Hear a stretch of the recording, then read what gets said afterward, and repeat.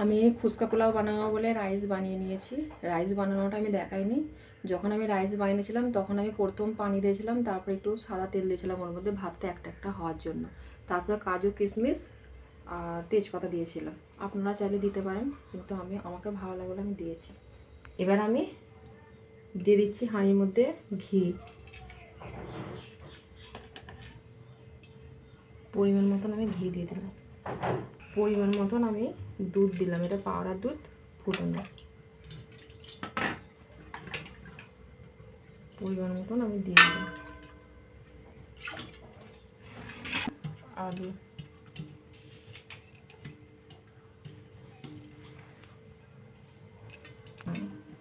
বন্ধুরা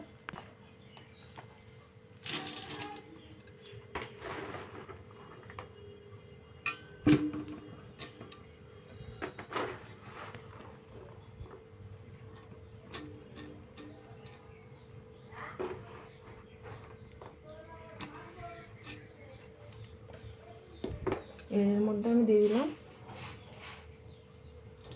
পেঁয়াজ যে ভেজে রেখেছিলাম ওইটা দিলাম, পরিমাণ মতন চিনি ওর সঙ্গে মিক্স করে রেখেছিলাম সেইটা দিলাম। এবারে এর মধ্যে আমি দিয়ে দিচ্ছি বিরিয়ানির মশলা।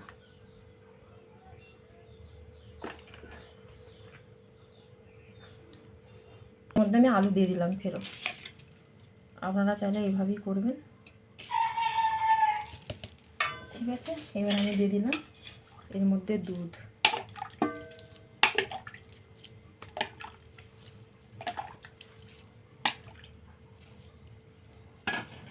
পরিমাণ মতন একটু ঘি দিলাম,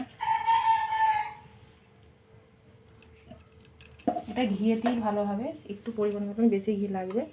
এবার এর মধ্যে যে কটা রাইস আছে সব দিয়ে দিচ্ছি।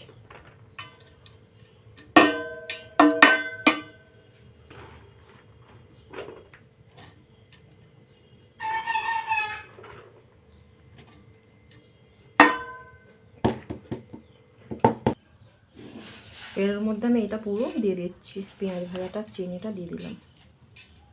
আপনারা আমাদের একটু মিঠা পান খাই বলে আমি একটু বেশি চিনি দিলাম। আপনারা যদি না মিঠা পান খান কম করে চিনি ইউজ করতে পারবেন, অসুবিধা কিছু নয়।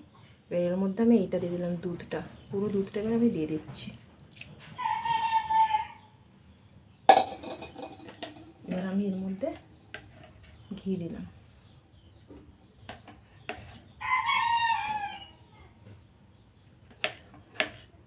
আর দেবো না ঘি। সাথে আমি দিয়ে দিলাম বিরিয়ানির মশলা। তার আগে আমি পুরো মুখটা, এবার আমি দিয়ে দিচ্ছি কেওড়া জল।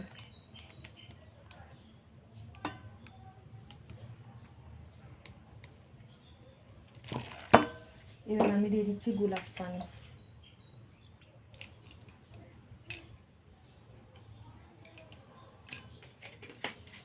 এবার আমি এর মধ্যে দিয়ে দিলাম বাটার।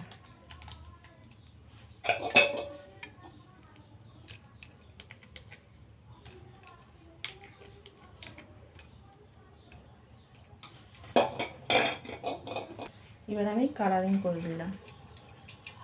আপনারা চাইলে গুলে দিতে পারেন, আমি গুলে দিলাম না, হাতে করে দিয়ে দিলাম।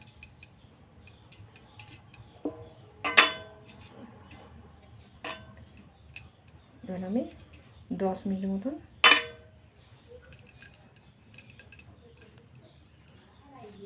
ভাত দিন।